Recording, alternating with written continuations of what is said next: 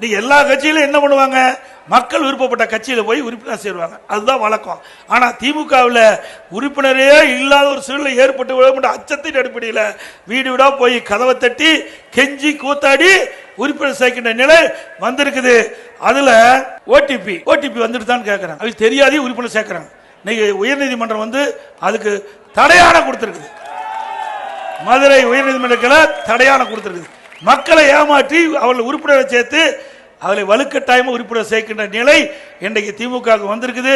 சில இடத்துல 100 நாள் வேலை திட்டத்தில் பணிபுரிகின்ற ஊழியர்கிட்ட போய் நீங்க 100 நாள் வேலை திட்டத்தில் தொடர்ந்து அந்த பணியில் இருக்க வேணும்னா அந்த திமுக உறுப்பினர்கள் சேர வேண்டும்.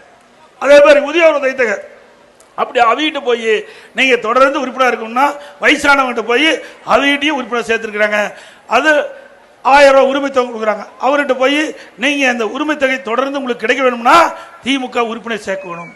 ஓரணியில் தமிழ்நாடு என்று சொல்லிட்டு கையெழுத்து வாங்கின்ற ஒரு படு மோசமான ஒரே கட்சி தமிழ்நாட்டில் திமுக கட்சி தான்.